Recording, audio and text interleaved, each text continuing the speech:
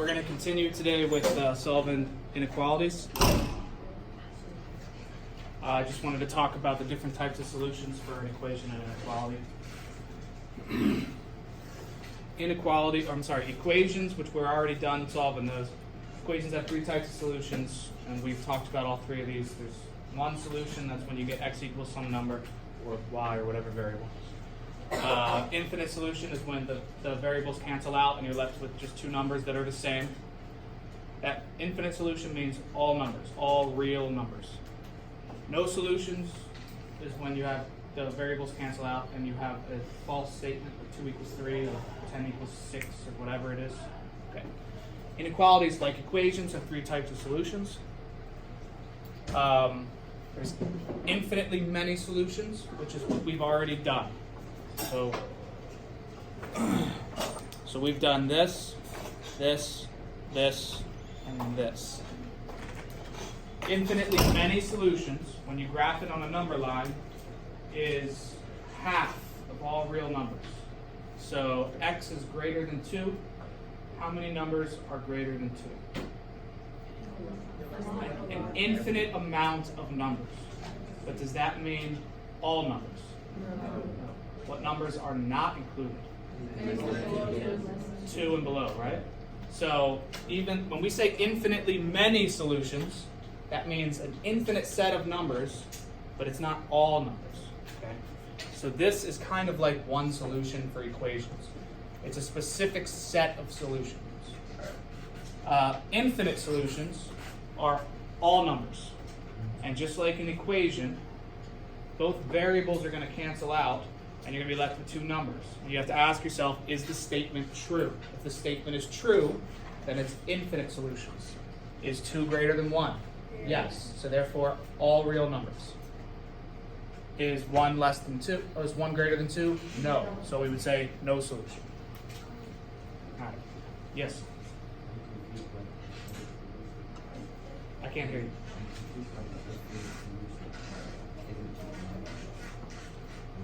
So if we had an equation and we solved it, and we did our subtracting, whatever, 2x on both sides, and both of them canceled out, and we were just left with 2 is greater than 1. That's a true statement, right? So that tells us that it does not matter what x is. X could be any number in the real number system. You can plug anything in there, and it'll make the inequality true. So we say all real numbers are infinite solutions, or any number that can go on a number line. I'm going to show you what it looks like in a second. All right? So we have all of these down. Today I'm going to show you these two types. We already know how to solve the inequalities, but now we need to analyze what happens if this occurs.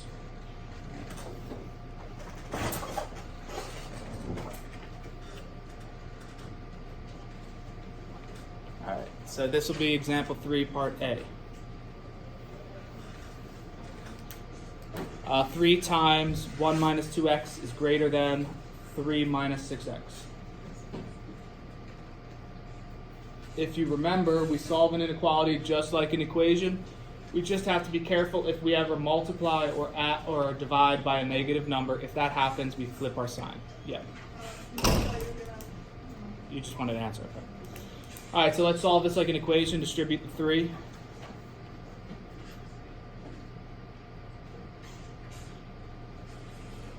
And you can kind of already tell what's going to happen here, right?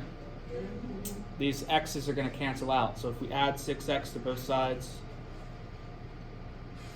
we get 3 is greater than 3. So if this happens, when your variables drop off like that, and you get two numbers, you need to ask yourself, is this true or false? Is this true? No. This is not true.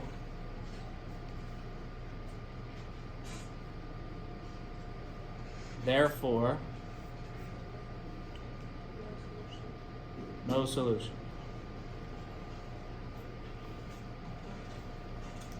You all know that circle with a slash means no solution, right? All right.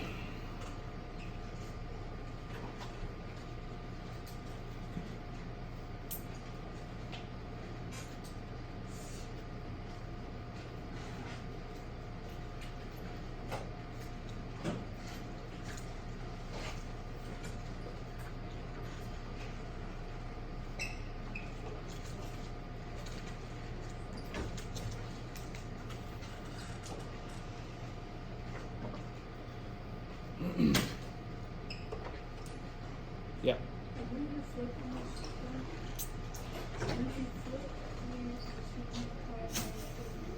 Good question. Do we flip because we're multiplying? So when we distribute, we're multiplying, right? So if I multiply by -2 here, do I flip the symbol? No. Why not? Because I'm not doing it on both sides. Right. I'm just distributing. So when I distribute, I'm really just simplifying, right? So we don't flip the symbol here. Good question. -2 times 5 is -10. Minus 12x is less than 48 minus 12x. Again, you see how we have minus 12x on both sides? These are going to cancel, which is going to give us a special solution.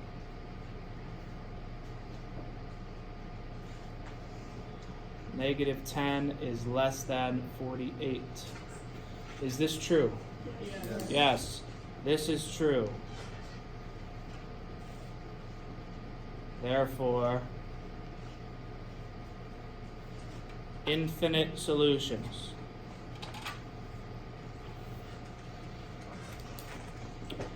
So this means here that there is no value I can plug in for x that will make my inequality true. No matter what, I'm going to end up with a false statement. This means it does not matter what I plug in for x. Any number will make this inequality true. This side will always be less than this side, regardless of what I plug in for x. And this side will never be greater than this side. Does that make sense? Yeah. It's kind of like the opposite of the equation. It's like for example A, it looks like it's the same. Good point. What if this said 4 is greater than 3?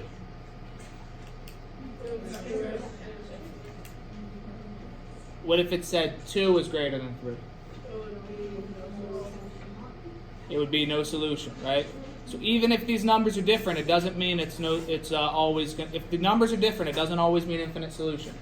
If the numbers are this, if this was 2 is greater than 3, it would still be no solution. Does that make sense, Dana? All right. What if I put a line under this greater than? Then it would be true, right? Because 3 is greater than or equal to 3, right? Okay.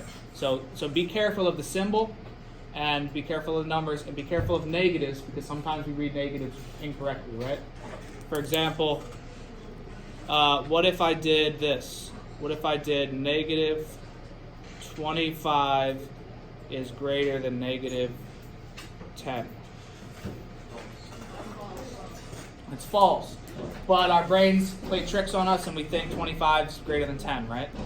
And remember, negatives are the opposite, so that's actually true.